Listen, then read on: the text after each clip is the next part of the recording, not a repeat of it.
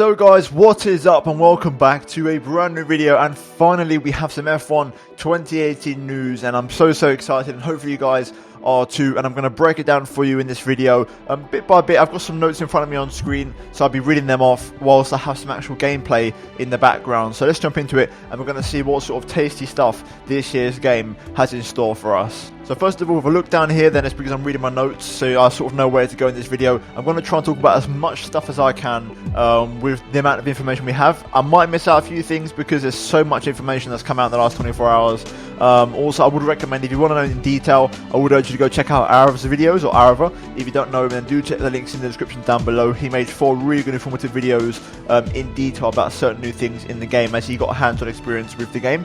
But I'm going to bring you everything that we know, not just from Arav, but also what Lee Mather, which is the main games developer, said at E3, and also with the gameplay in the background. So let's jump into it, and straight away, I'm going to get the more pointless things out the way first. So straight away, obviously on the F1 2018, we've got new tyres and new tracks. So obviously this year we have the brand new pink Hypersofts and the orange Super Hards. So those 2 new tyres are in the game. The Hypers obviously will get used quite a bit. The Super Hards, I'm not so sure. And then also obviously Hockenheim is back in this year's game, along with the new track Paul Ricard in France. Paul Ricard was actually pretty spectacular in terms of how it looks visually, because there's a lot of painted runoff. So hopefully they might have got that in the game and made it look really spectacular, sort of like, you know, most of the tracks nowadays, like Bahrain for example, with the very colourful runoffs, Abu Dhabi as well, you know, that sort of vibe. And hopefully they sort of gave that right impression of vibrance and nice colour to the track. Now, in terms of actual game improvements itself, this is when we're going to start going into detail now. I've highlighted 5 key areas, sort of what I've gathered from all the information we've got so far. So first of all, visual improvements. Now in the gameplay, I'll make sure to sort of sync this up as I'm talking, but visually, in the dry, and also with the video we saw of Charles Leclerc around Monaco, in the dry looks similar-ish. The lighting looks a bit tweaked, which I like. It looks a bit more realistic. There's a little change in the way the lighting looks. Apparently they've got a new art director in the team. But generally it looks more or less the same game in the dry. However, in the wet, which I'll put the gameplay on screen now, around Canada, if you really go into detail, you can really appreciate, and also I'll put some more gameplay following that around Spa. You can appreciate, for example, how the mist is sort of losing itself in the trees in Spa, giving that sort of 3D sense. And also, especially in the rain, there's some genuine darkness that you don't really get in F1 2017. Like when there's heavy rain, it's genuinely dark, and you cannot see past a certain distance because of the fog. You can see in the loading screen at Canada, you can see the first couple of corners, and if you look further down the main straight, you can't actually see anything. So it seems like they've really improved the whole misty, foggy, you know, lack of visibility aspect in the game, and also giving that impression of long to short distance in the game. So that's very good, and something that I noticed straight away. Another thing I picked up, and this has not been mentioned at all, but I've noticed it and I was quite keen. I'll play some sound bites now from the Charles Leclerc hot lap, and also the some of the gameplay that we saw. I feel like the sounds have been improved a lot. The Ferrari sounds really good. We've also got little small details, like for example when the team radio comes on now, you're gonna have a little sound similar to what I think it's on French TV coverage. It's like a little sound bite you get to indicate that there's a team radio coming on, which I'll also play in a moment's time. But overall, the engines sound really good, and also, like I said, the new team radio audio animation, which I'll play right now. Got it.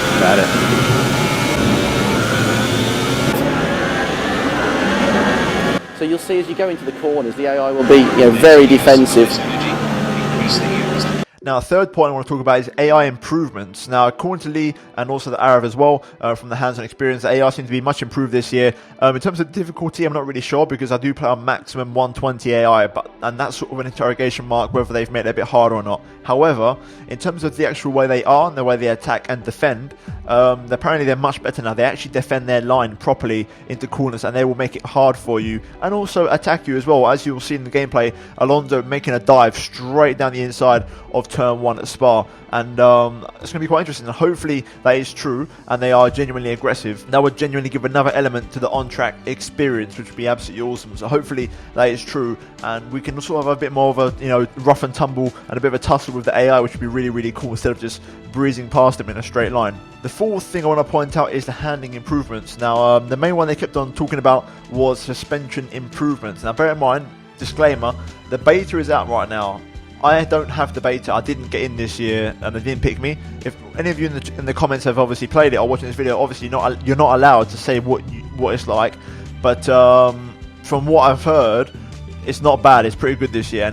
And Lee was talking about the curb improvements, suspension improvements, the way it really helps you get a better feel for it. And also this year we have tyre management, more specifically the tyre carcass. Now essentially tyre temperatures are going to be a big thing in this year's game. If you don't keep your tyre temperatures in track, you're going to lose performance, which is very realistic and something that, you know, I think has been much needed in the game, because it happens in most other games where if you overheat your tyres, you're going to start losing performance. So you have to keep your tyres in check, especially in 50 to 100% races. So that's a very nice touch from Cody's there. And another element of management, which we'll get into in a moment, because there are various more other elements of management that you have to take into account in this year's game. But overall, like I said, quite a few handling improvements. I'm looking forward to testing them myself at any point, probably when the game releases. But you know, if you guys have played the beta, you're not allowed to say what is different or what's good, but you know, if you like it, let me know. If you like it, just say literally I enjoy it or it's rubbish in the comments down below. You don't have to explain why, because you're not allowed to, but if you have played it, then let me know what you think. But yeah, and finally we have the multiplayer. Now this one's a bit of hit and miss, because I've got a bit of a different impression to what maybe other people got.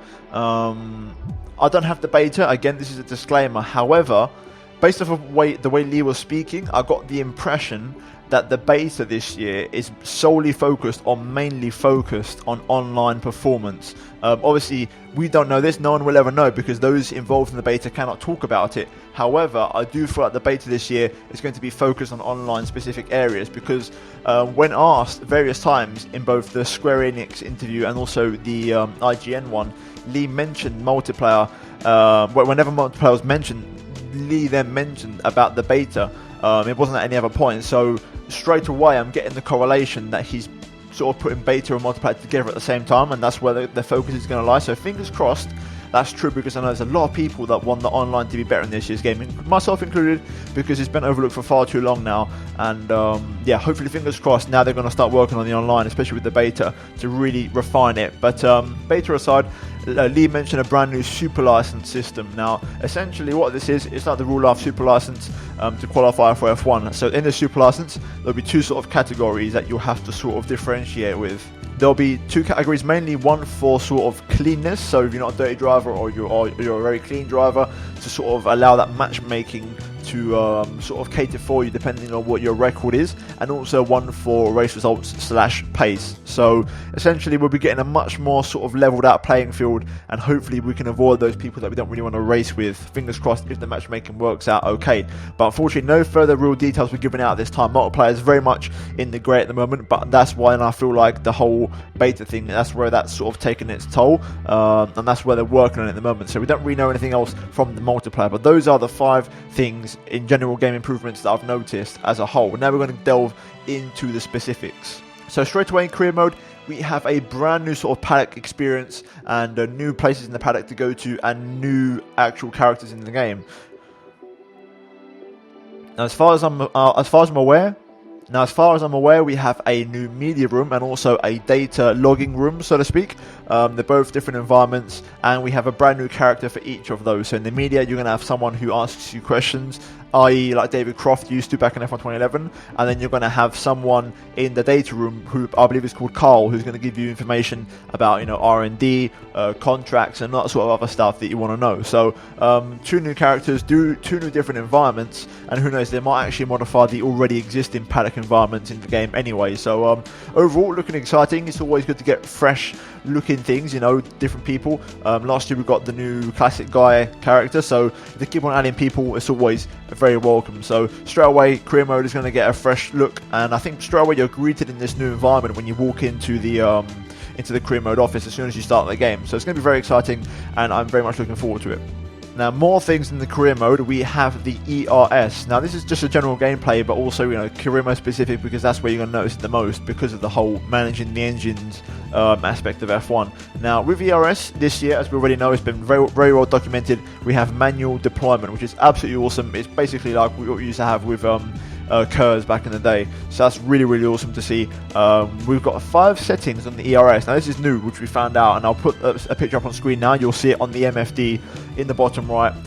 We have 5 settings. Now you have none, low, medium, overtake, and hot lap. Those are the 5 settings, and you have to manage your ERS accordingly depending on the bar on the actual steering wheel itself, and also, you know, accordingly depending on your engine wear, because this year we don't just have lean mix, standard mix, rich mix, and max revs. We now have the ERS deployment, so there's a lot of control you have to put on there, and a lot of management that depends on you to keep your engine and power unit in one state and not to ruin it too much or consume it too much and trying to get your season's worth, because you only have 3 engines for the whole year. We also have ERS, which is now added into the R&D tree. This is courtesy of Aaron once again. Plug, go check him out. ERS is now in the R&D tree. I'm going to presume it's probably integrated into the engine department. But this is the thing, and we're going to go straight on to the next point, because this is very nicely intertwined. ERS is added into the R&D tree, and we don't know anything about it because this year the R&D tree is grayed out. So when you start in the game, you're going to have a couple of elements of each thing around the edge, and you're not going to see what comes after that, and it's going to be completely random and unknown as to what the next upgrades could be. So that's where the sort of grinding to try and unlock things and try and see what comes next, with that whole feature of, you know, playing the game a lot to try and get new things comes into play. So it's very, very exciting, and also a very much unknown thing, so that's going to be very, very good for us. And I'm going to presume ERS, like I mentioned, is going to be integrated into the engine side of things / power unit. There might even be like just a ERS specific like tree on the actual circle itself, but we don't know, because they've also got the core competency still, I'm going to guess. So there's a lot of things now on the R&D tree which are going to get very, very interesting, and it's going to be so dense and packed, so I'm really looking forward to it. Now, regarding the R&D, and this was the massive news from yesterday, there is an R&D reset every 1, 2, or 3 seasons. It's totally random, but this is something that I remember, for example, me and Arav were talking about this years ago. About 2 years ago, me and Arav were sort of speaking about F1 2016 and how it could be improved, and we sort of came to the idea of the R&D maybe potentially resetting or something to make it interesting, to simulate a rule change in real life, whether it's aero or engines or tyres, something like that.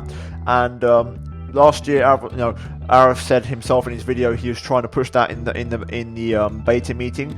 However, they could not put it in for last year's game. I know Arav was pretty angry about that. I wasn't too happy either, because I thought they might have done that. But this year they have, and this is massive because it's going to completely change up career mode as we know it.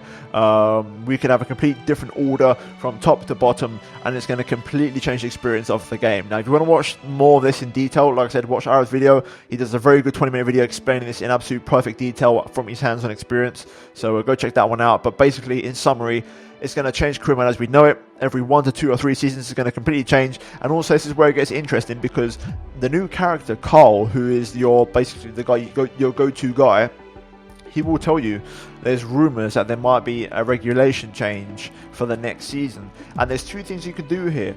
You can invest in, for example, the area that is rumoured to be changing, and you can try and knock back the effect that it might hurt you, because that's also random. You're not going to know how much it's going to hurt you in terms of how much performance you lose or gain. So you can sort of put resource points towards that area to cover yourself and sort of cushion the blow. Or you could, for example, want to know, and say, for example, you're in a McLaren and the chassis is going to change because you know your engine's really poor, so you know the chassis is going to change.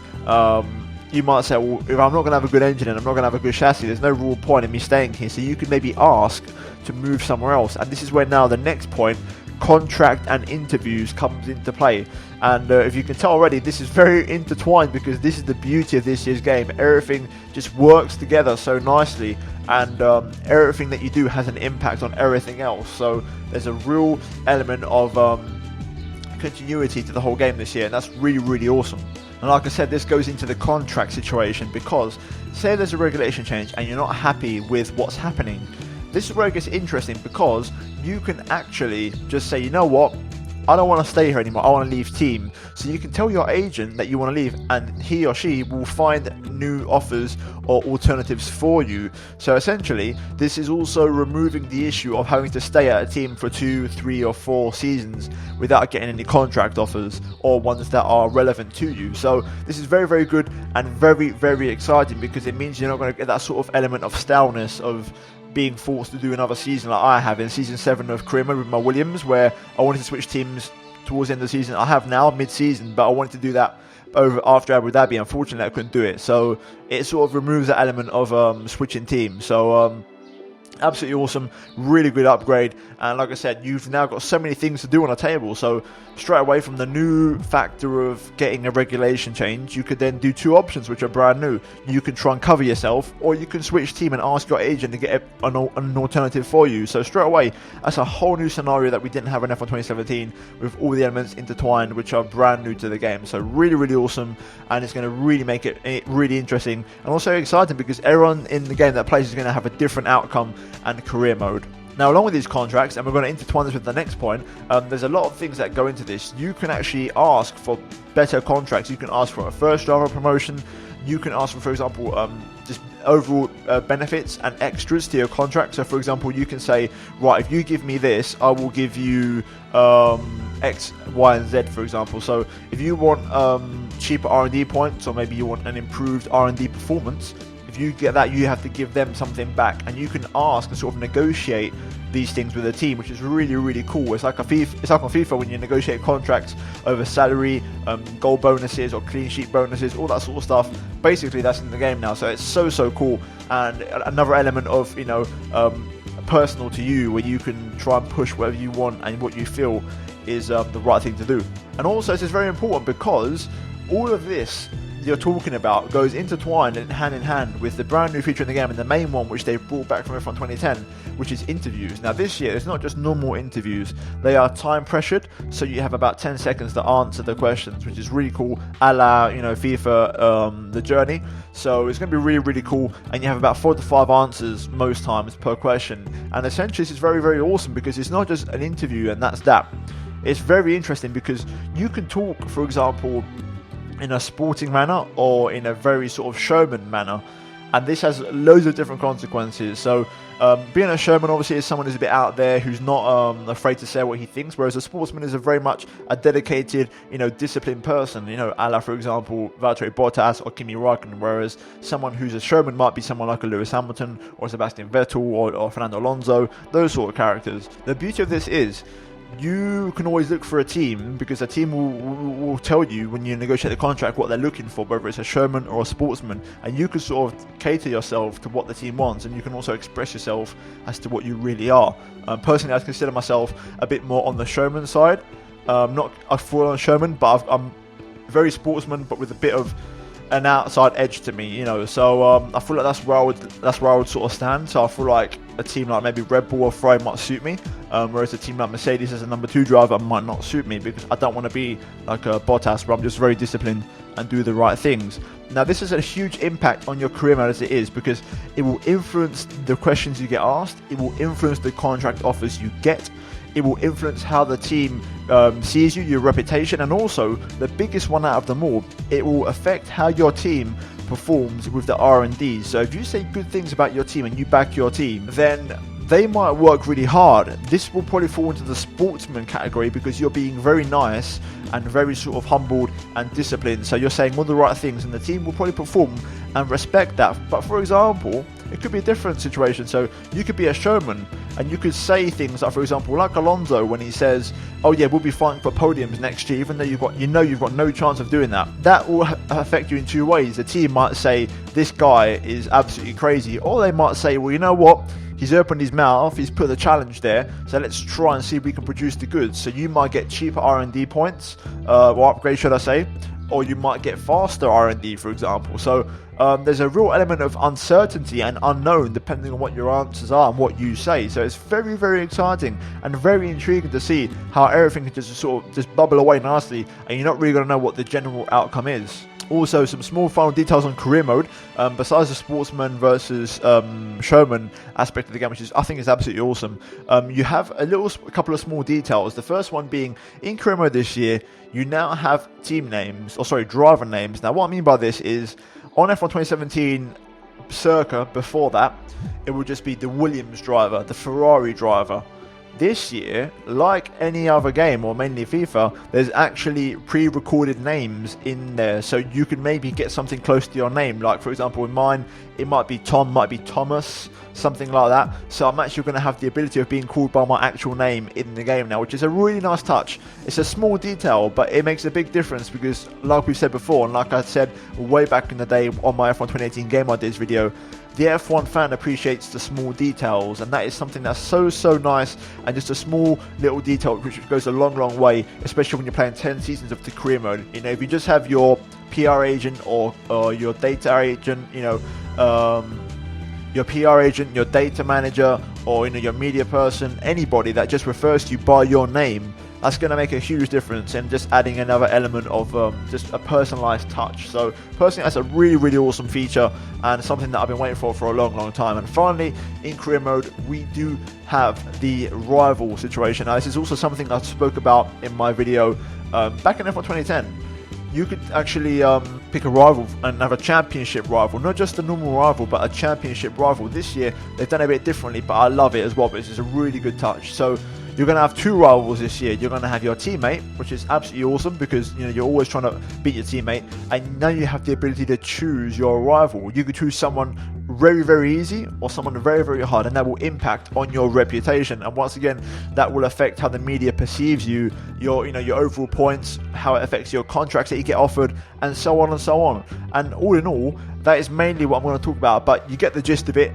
So much stuff is intertwined in this year's game, and it all has a sort of effect, and it's all intertwined, and anything you say will affect various different areas. And if you step out of line, it's going to affect your contract, it's going to affect your reputation, it's going to affect the interviews you get, when the questions you get asked, it's going to affect the team's morale. Absolutely everything gets affected this year, so it's really cool to see. And, you know, that's just interviews alone. I mean, then you put in the R&D reset, you know, asking for a drive elsewhere, and then it's just, there's so much stuff now that can happen. You know, and this is all on top of the stuff that already exists in the game, like engine management, tire management now as well, brand new. So much stuff, and it's going to be so awesome. Unfortunately, we do still have the Halo in the game. However, good news is, and I'm very surprised to hear this, you can actually remove the center column in the Halo now from cockpit view only. So if you're driving cockpit view, which I probably will, you can actually remove the center pylon. I probably won't, and I'm going to drive from cockpit view in this year's game, I think. But you can actually remove the center element of the Halo.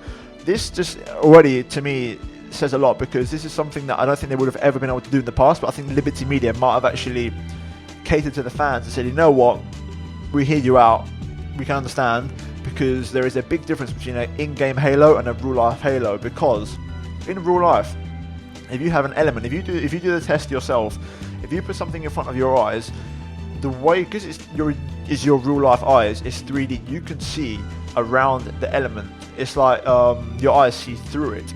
But when it's on a screen, which is basically pixels, which are just pictures, you don't get that 3D distinction. So essentially, you're just looking at a black part of the screen with black pixels. So the Halo isn't the same. Personally, from my experience on gaming, it doesn't bother me at all. But I know there are some people that it really does bother. So for those that it does, you now have the option to remove, which is absolutely awesome. And I did want to leave with this video, guys, with this little comment. So let me know, because I'm curious, because I'm not going to play the beta, as I don't have it. And as far as I'm aware, I'm probably going to get the game on the 24th of August. So let me know, would you like to see me do career mode from cockpit view or TV cam? At the moment, I'm leaning towards cockpit view, and if I do, I'm going to leave the center element of the screen on the Halo on. So bear that in mind. I'll probably put a poll in the top right corner, and if you guys do vote, let me know. Also put some comments below, so I'm curious to see what you guys think. But overall, that's going to be it for this video, guys. I might have missed some stuff out. I might have gone over some stuff in not enough detail. But there's so much stuff that's come out in the last 24 hours, guys. So much information, and it's hard to keep up. And also, this was from 2 live streams and hours videos from his hands-on experience. There'll be another live stream today, so if there's enough information in that one and enough gameplay in that one, I'll make another video tomorrow about that live stream. So keep an eye out for that. Do get subscribed to not miss that video, guys. And any more for 2018 news that does come out, I'll be the first one to try and break it to you guys. So do turn on notifications as well to not miss any videos related to F1 2018. But I think that's going to be it, guys, for this video, and that's all the news for F1 2018. Let me know in the comments down below, are you excited for the game? And if you did enjoy this video, please leave a like if you found it informative. Subscribe if you're new, turn on notifications, and do check out the 2 videos to either side of me if you have missed them by chance. But other than that, guys, thanks for watching. Let's see you next video very soon. Goodbye.